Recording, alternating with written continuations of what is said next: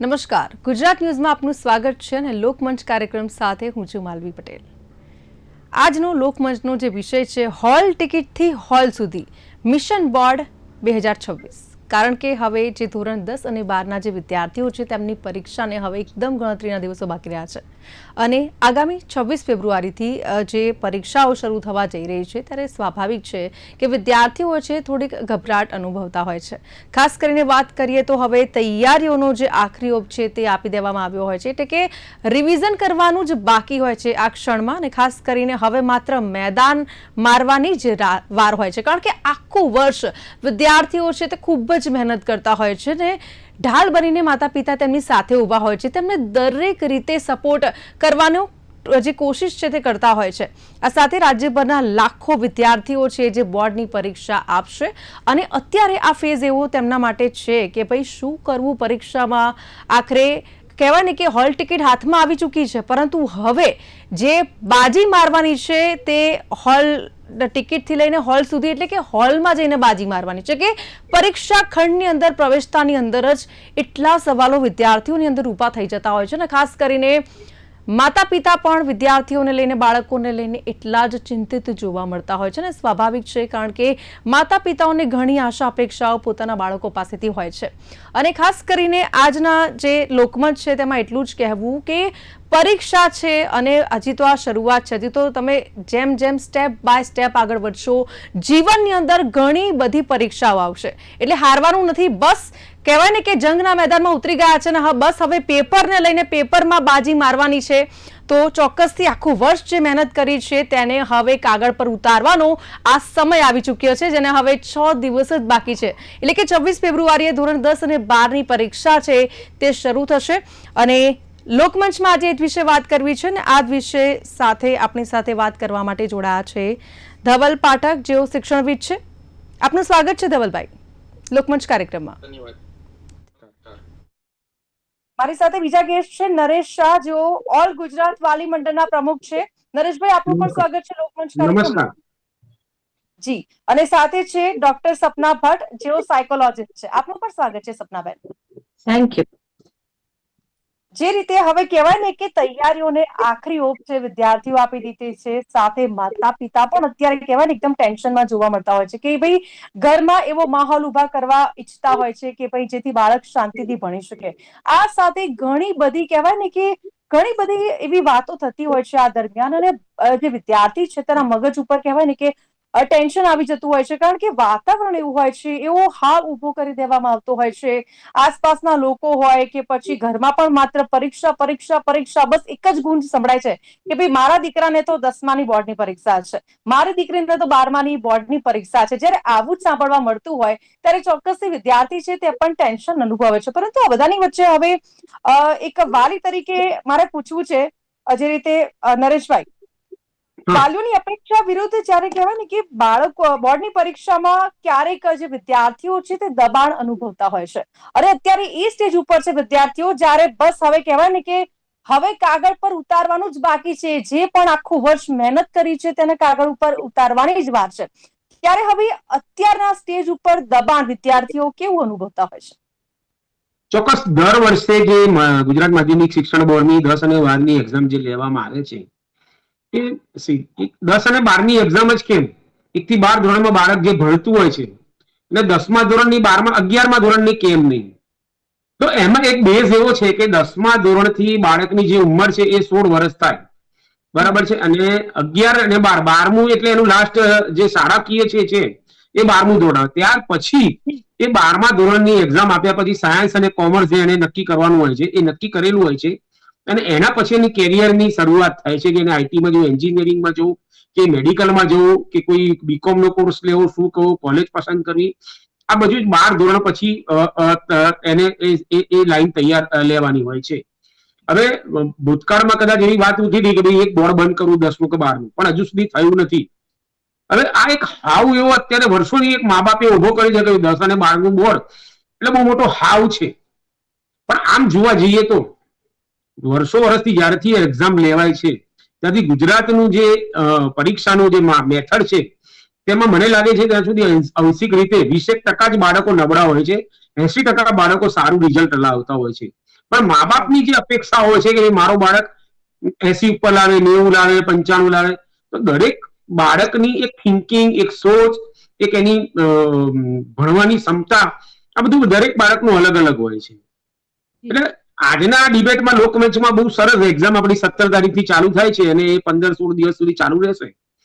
તો બાળકો એ એક્ઝામ દર વર્ષે આપતા જ હોય છે બાળકો એક્ઝામ.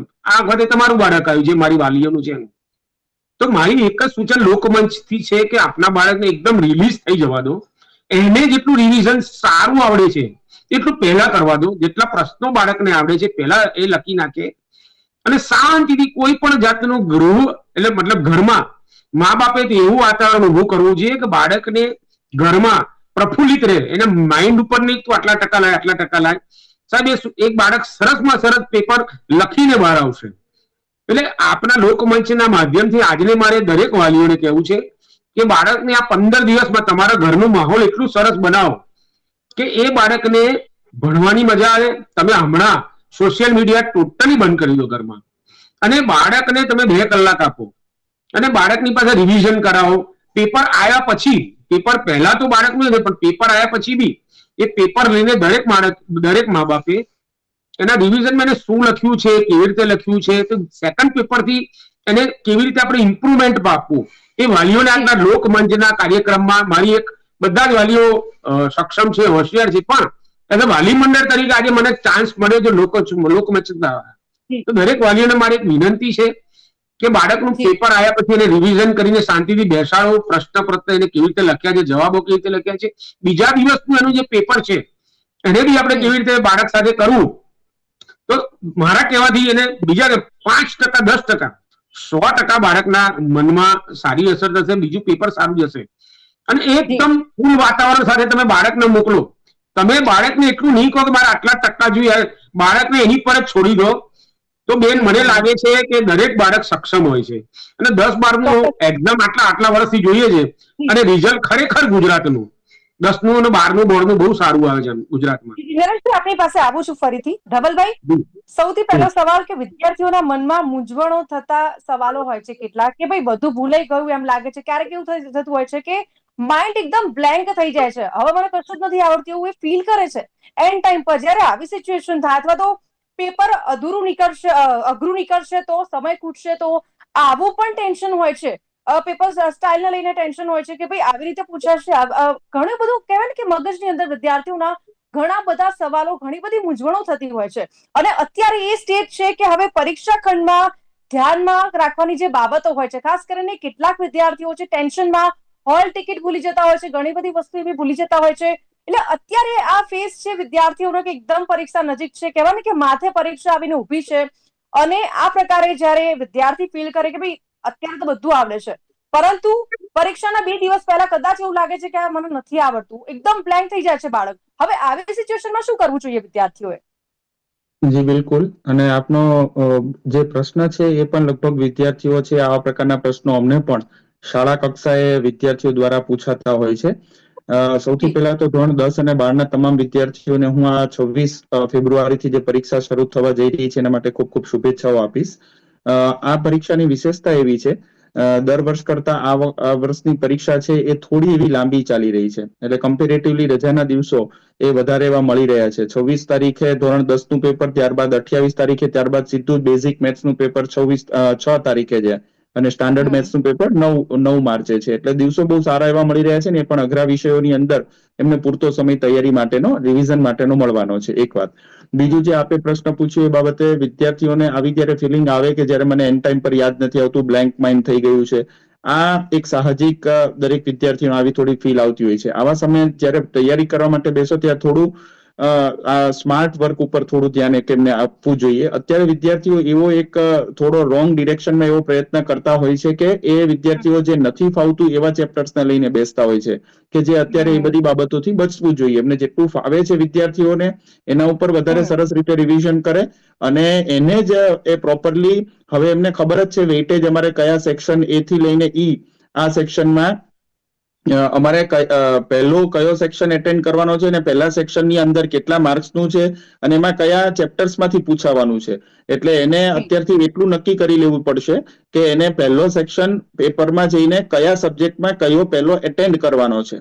આ એક વાત થઈ. સેકન્ડ થિંગ એવી છે કે વિદ્યાર્થીઓ એક એવી પણ ભૂલ કરતા હોય છે કે સેક્શન સી થી એ શરૂ કરે તો ફરી પાછું એને સી માં થોડું આવડ્યું હોય પછી પાછું સેક્શન એ માં એને થોડું એવું લાગ્યું કે મને આમાં સારું ફાવે છે તો સેક્શન એ ને શરૂ કરે અને અગેન પાછું સેક્શન સી માં જે બાકી રહી ગયું છે એનું એટેન્ડ કરે. તો આ બાબતથી ખાસ વિદ્યાર્થીઓ બચવું જોઈએ. જે સેક્શન કોઈ પણ પહેલો શરૂ કરી શકે છે પણ એ શરૂ કર્યા પછી એને પૂરો એને કમ્પ્લીટ કરવો અથવા એમાંથી ન ફાવતો હોય તો એ એક બે પ્રશ્નોની ટેન્ટેટિવ ખાલી જગ્યા પણ છોડી શકાય છે. એને પછી આપણે છેલ્લે જયારે પેપર પૂરું કરે ત્યારે એને જયારે રીડ કરે ત્યારે એને પછી છેલ્લે એને વાંચી શકે છે. ખાસ વિદ્યાર્થી મિત્રો એક વાત ધ્યાન રાખવી, પહેલી 15 મિનિટ તમને માત્ર રીડિંગ માટેની મળે છે અને આ રીડિંગ બહુ જ અગત્યનું છે. 15 મિનિટની અંદર એમને સ્ટ્રેટેજી નક્કી કરી લેવાની છે કે આખા પેપરની અંદર મને કેટલું ફાવે છે અને કેટલું નથી ફાવતું. તો જેટલું ફાવે છે એને પહેલા એ સેક્શનને એટેન્ડ કરે અને પેપરને અત્યારે જયારે પેપરની રિવિઝન માટેની પ્રેક્ટિસ પેપર સોલ્યુશન કરી રહ્યા છે ત્યારે પણ એટલી વાતને મેક શ્યોર કરે કે એ પેપર કોઈ પણ સંજોગની અંદર છેલ્લી 15 મિનિટ બાકી રહે એ રીતે પેપર એનું પૂર્ણ થાય, જેથી કરીને છેલ્લી 15 મિનિટની અંદર કોઈ પણ સેક્શનમાં થોડું ઘણું કંઈ બાકી રહી ગયું હોય અથવા પોઈન્ટ્સને એને હાઇલાઇટ કરવા છે. હા, કોઈ પણ અલગ કલરની પેનને યુઝ કરી શકાતો નથી, જે પણ વાત ટેકનિકલી દરેક વિદ્યાર્થી મિત્રો ખાસ ધ્યાન પર રહે. એટલે બ્લુ કલરની પેન છે એનો યુઝ કરીને પણ પોઈન્ટ્સને હાઇલાઇટ કરી શકે, અંડરલાઈન કરી શકે, આ બધું કરી શકે છે. છેલ્લે પણ પ્રેઝન્ટેશન એનું સારું થશે તો એના માર્ક્સ વધવાના છે. ખાસ આ સમયની અંદર વિદ્યાર્થીઓને ખાસ સૂચન છે કે પરિણામ નહીં પણ પ્રક્રિયા પર ધ્યાન આપવાનું છે. વિદ્યાર્થીઓ અત્યારે વિચારે કે હું 80% લાવીશ, 85% લાવીશ, એ અત્યારે વાત છોડી દેવાની. પ્રક્રિયા, પ્રોસેસ, અત્યારે મારે કયા સેક્શનને એટેન્ડ કરવાના છે, કેવી રીતે રિવિઝન કરવાનું છે, કયા ચેપ્ટર સહેલા પડે છે, આની બાબત ઉપર જ એમને ખાસ અત્યારે તો ધ્યાન રાખવાનું છે. બીજી, ગુજરાત માધ્યમિક શિક્ષણ બોર્ડ દ્વારા ગાઈડલાઈન નવી જાહેર કરવામાં આવી છે શિક્ષા કોષ્ટકની. પણ શિક્ષા કોષ્ટકની વાત છે એ દૂરની વાત છે. હું તો એવું કહીશ કે ચારિત્રનું મહત્વ એ જીવનમાં દરેક વિદ્યાર્થીએ સમજવું. બીજામાંથી જોઈને કે ચોરી કરીને લાવેલા માર્ક્સ અને એ સીસીટીવી ઓબ્ઝર્વેશન બધી જગ્યાએ થાય છે અને પછી વગેરે વગેરે આગળની વસ્તુઓની પ્રોસેસમાં જોડાવું પડતું હોય છે. આ બધી બાબતથી બચીને આપણી જ ઓનેસ્ટીના, આપણી પ્રમાણિકતાના જેટલા માર્ક આવે એટલા જ આપણે માર્ક જે છે લઈએ. આ બાબત ઉપર આ સમય ઉપર ખાસ ધ્યાન રાખવું જોઈએ.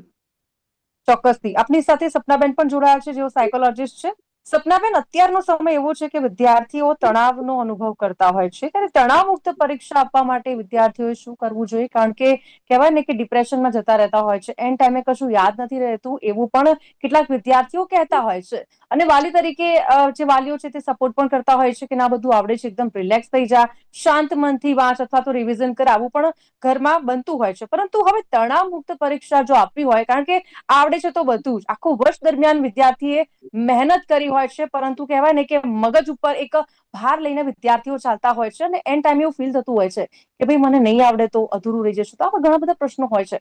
તો તણાવ મુક્ત રહેવા, એટલે કે ડિપ્રેશનથી બહાર રહીને, ખાસ કરીને જે આપણે તણાવ અનુભવીએ છીએ, વિદ્યાર્થીઓ અનુભવે છે, તેના લઈને હવે શું કરવું જોઈએ વિદ્યાર્થી એન્ડ ટાઈમે? જી. સૌથી પહેલા તો જેમ આપણે છે ને, આ બે વસ્તુઓ છે. એક તો જે આ બોર્ડ પરીક્ષાનો હાઉ ક્રિએટ કરવામાં આવે છે એ મે બી ફેમિલી તરફથી, પછી આસપાસના લોકો તરફથી અને પોતાના તરફથી, કે આખો વર્ષ એ વસ્તુ સાંભળી હોય કે અચ્છા 10મું છે, બોર્ડ છે, 10મું છે, બોર્ડ પરીક્ષા આવે છે. પછી એમાં ઉમેરો થાય કે લોકો આપણા ઓળખીતા પારખીતા જે બી હોય મળવા આવે છે, પેન આપવા આવે છે. એટલે એટલો બધો માહોલ એ રીતે ક્રિએટ કરવામાં આવે છે, ઓલ ધ બેસ્ટ કહેશે, ફોન કરશે, સારું લખજે, આમ કરજે.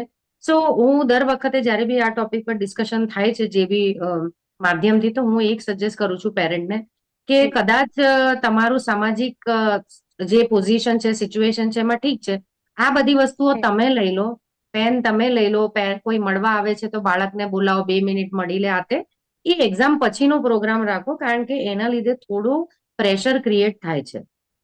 કદાચ પેરેન્ટ સિચ્યુએશન સારી બનાવવા માંગતા હોય કે ઓકે એકદમ શાંતિથી તારું વાંચવા પર ધ્યાન આપ, તને શું ખાવું પીવું છે, તારું આરામ બી જરૂરી છે, એ બધી સિચ્યુએશન પેરેન્ટ કદાચ પૂરી પાડવા માટેની કોશિશ કરે, પણ જે આજુબાજુની આજુબાજુના જે આ ફેક્ટર્સ છે બહુ અફેક્ટ કરે છે. તો આ બધો પ્રોગ્રામ હું કાયમ કહેતી હોઉં છું કે તમે જે પેન આપશો કદાચ બાળક એનાથી નથી જ લખવાનું, રાઈટ? તો આ પ્રથા છે ને, એવું થાય કે ભાઈ એનું છોકરો કે છોકરી હતી તો એ લોકો આવ્યા હતા તો અમારે જવું પડે, કે અમે ગયા હતા તો એ લોકો આવશે.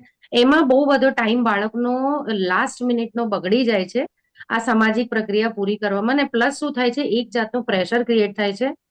અને પછી એનાથી વધારે શું થાય કે ભાઈ એક પેપર આપીને બાળક ઘરે આવ્યો અને એ પેપરની ડિટેલિંગ કરવા કદાચ બહુ નરેશભાઈએ વાત કરી બરાબર છે કે થોડું જાણી સમજી લેવું કે નેક્સ્ટ પેપર માટે આપણે શું ભૂલ થઈ છે એ નથી કરવી.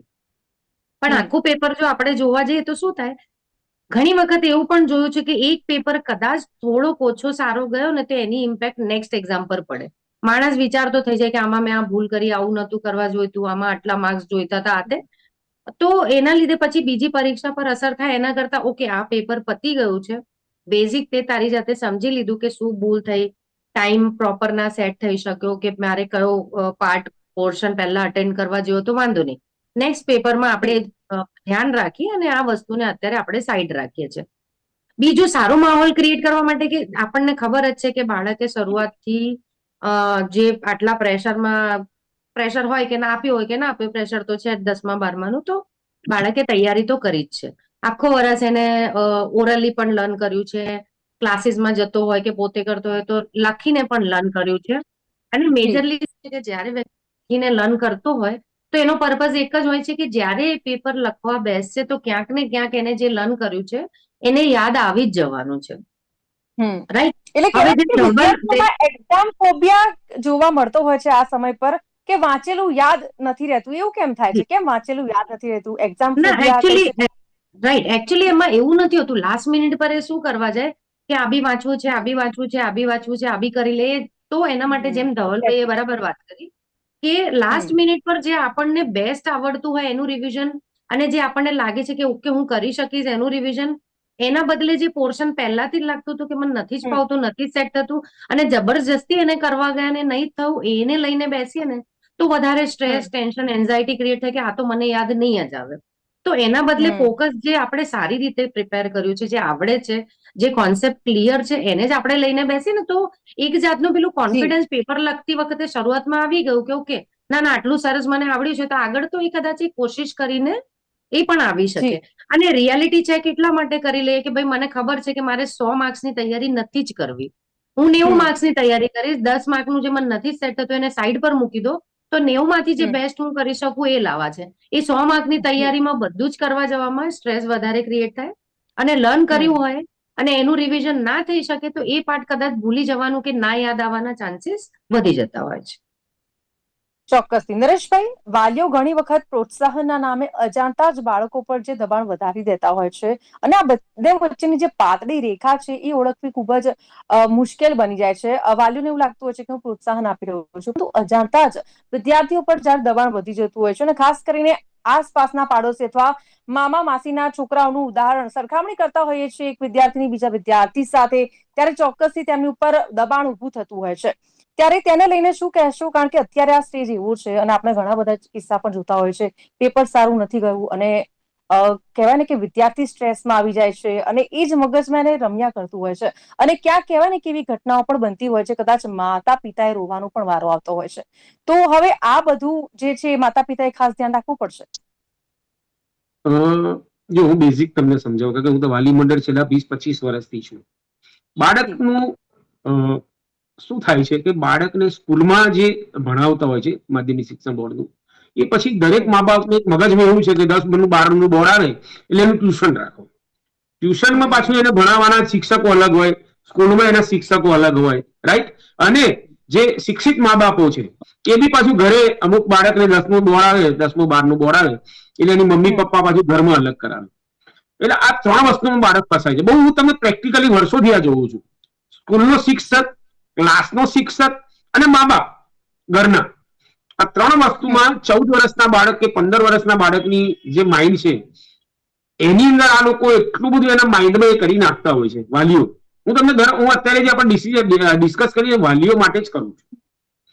બાળકની ક્ષમતા એન્જિનિયરિંગમાં જવું, કોમર્સની જવું, સાયન્સમાં જવું, તદ્દન બધા જ બાળકનો આઈક્યુ અલગ અલગ હોય છે. એટલે 10 અને 12ની બોર્ડની એક્ઝામ એક એવી એક્ઝામ છે કે જે બાળકને પોતાના આઈક્યુ પ્રમાણે એના પ્રશ્નપત્રો એને લખવાના હોય છે અને 20% જે 20 માર્ક છે સ્કૂલમાં આપતા હોય છે અને 80 માર્ક એને સ્કૂલથી બહાર એટલે બોર્ડ લેતી હોય છે. પણ છેલ્લા 10 વર્ષ પહેલાની જે મેથડ હતી ને અત્યારની મેથડ જે છે એ મને તો ખરેખર પહેલા કરતા સિમ્પલ લાગે. જેમ ધવલભાઈએ બધું સમજાવ્યું આપણે ભણતા હતા જયારે હું 86 કે 87 માં જયારે 10-12ની બોર્ડની એક્ઝામ આપી મને એ વખતે હાર્ડ લાગતું હતું. એટલે જે પણ વાલીઓ અત્યારે લોકમંચ જોતા હોય તો મેથડ એકદમ બહુ સરળ કરી નાખી. તમે એને હાર ના સમજો. તમારા બાળકને ધવલભાઈએ સમજાવ્યું એમ બહુ ધવલભાઈ બી હજુ સમજાવશે. ધવલભાઈ એટલું મારા માટે કરો કે 10 અને 12ની બોર્ડની એક્ઝામને કેમ આટલું મહત્વ આપે, શા માટે આટલું બધું વાલીઓ મહત્વ આપે છે અને બાળક ઉપર પ્રેશર કરે છે. એકચ્યુઅલી જે પ્રશ્નપત્રો છે ને જે લખવાના છે બેન, એમાં એ બાળકને સ્કૂલ અને જે એના ક્લાસીસમાં જાય છે એ પ્રમાણે આ બોર્ડની એક્ઝામને બહુ ઇઝીલી લઈ લેવામાં આવી છે, ઇઝી જ કરી છે આ લોકોએ. પણ એક એવો હાવ બાળક ઉપર કરવામાં આવે છે કે અને હું તમને કહું મારા બધા ઘરમાં એવું હોય છે કે ભાઈ એક્સપેક્ટેશન રાખે ભાઈ તારે 80% જ લાવવાના છે, તારે ફોરેન મોકલવાનો છે. જો સુખી સંપન્ન મા બાપો છે 10 ના 12 થી જ ચાલુ થઈ જાય કે અમારે તને બહાર મોકલવાનો છે ને અમારે તને ફોરેન મોકલવાનો છે ભણવા, એટલે તું આટલું જ રિઝલ્ટ લાવજે, આ લાવજે, તે લાવજે. આપણા સમાજમાં તો ફલાણો બાળક તો એવોર્ડ લઈ આવ્યો ને આ બધું એટલા માટે બોલવું પડે છે કે આ બધું છે સમાજ. એટલે લોકમંચના માધ્યમથી તમારા બાળકને હું પહેલા બી બોલ્યો ફ્રી માઇન્ડ થી એકદમ જ એને પેપર લખવા દો. પેપરની પદ્ધતિ સરસ છે. ક્લાસીસ અને સ્કૂલની જે ક્લબાઇન છે એ પ્રમાણે બાળકને તમે અત્યારે હજુ આપણી પાસે અઠવાડિયું છે, એ અઠવાડિયામાં તમે જૂના જો પ્રશ્નપત્રો જો તમને મળતા હોય તો એ લાવીને થોડું એની રિવિઝન થી, કારણ કે 30-40% બેન છે ને જૂના પ્રશ્નપત્રમાં બી લખાયેલું જે અગાઉની જે બોર્ડની એક્ઝામ છે ને એમાંથી થોડા બી પ્રશ્નો લેવાતા હોય છે. એવું નથી કે બધું ટોટલી આપણે નવા લેવાતા હોય છે. એટલે જો કોઈ પણ બાળક મા બાપ પાસે જો જૂના એક્ઝામના બોર્ડના જો મળી જાય તો જે એક્ઝામ લીધેલા પ્રશ્નપત્રો તો એ બી જો કવર કરીને શાંતિથી એમાં બી બાળકને એક પ્રશ્નો જો અત્યારના જે બુક્સની પ્રમાણે હોય તો રિવિઝન એ કરાવીને જો તૈયાર કરવામાં આવે તો 4-5 વર્ષના પહેલાના જે એક્ઝામ આપેલા બી એને કામમાં આવી જતા હોય છે પ્રશ્નપત્રો બોર્ડના જે એક્ઝામ આપેલા. જવાબ સમજાવશે. જી જી જી ધવલભાઈ, છેલ્લે આપ શું કહેવા માંગો છો વિદ્યાર્થીઓને અત્યારે જે સ્ટેજ ઉપર છે, માત્ર 6 જ દિવસ બાકી છે, કહેવાય ને આંગળીના વેઢે ગણી શકાય એટલા જ દિવસો વિદ્યાર્થીઓને બાકી છે, ત્યારે આપ કોઈ ટિપ્સ આપવા માંગો છો વિદ્યાર્થીઓને એઝ અ ટીચર? ઘરનું વાતાવરણ છે એક તો પેરેન્ટ્સે જેમ હમણાં વાત થઈ આપણે ખૂબ હળવું રહેવું જોઈએ આઈડિયલી. બીજા નંબરમાં વિદ્યાર્થીઓ ખાસ જેમને હોલ ટિકિટ નોર્મલી મળી ગઈ હશે બધી શાળાઓમાંથી, એ હોલ ટિકિટ ઉપર પોતાની સ્કૂલનો નંબર છે ખાસ બિનચૂક લખી દેવો અને પોતાનો પણ મોબાઈલ નંબર છે લખી લેવો, જેથી હોલ ટિકિટ ખોવાઈ હોય તો કોઈ એ મોબાઈલ નંબર ઉપર સંપર્ક કરીને આપી પણ શકે. અને હું દરેક વિદ્યાર્થીને ખાસ કહેવા માંગીશ કે હોલ ટિકિટ છે ચોક્કસથી ઇમ્પોર્ટન્ટ છે જ, પણ ઇન કેસ ઓફ કોઈ પણ સિચ્યુએશન ની અંદર તમારી હોલ ટિકિટ ખોવાઈ જાય છે તો તમારે જે જગ્યા પર તમારો નંબર આવ્યો છે ત્યાં આરામથી પહેલા તમે સમયસર પહોંચી જાઓ, ત્યાંના પ્રિન્સિપલને મળો અને પ્રિન્સિપલને મળીને તમારા એકચ્યુઅલ તમે જે સ્કૂલમાં અભ્યાસ કરી રહ્યા છો એ પ્રિન્સિપલ જોડે ફોન કોલ ઉપર વાત કરાવો. નોર્મલી નજીકની સ્કૂલની અંદરમાં જ નંબર હોય છે ને, એકબીજાના કોન્ટેક્ટમાં હોય છે પ્રિન્સિપલ્સ, એટલે એ વાત કરાવશો એટલે એના સોલ્યુશન આગળ નીકળી જશે. અને આ બધી હેક્ટિક સિચ્યુએશન ઊભી ન થાય એટલે ઘરની અંદર ઝેરોક્સ કરાવીને 3 થી 4 હોલ ટિકિટ ઘરના તમામ મેમ્બર્સને આપી દેવી.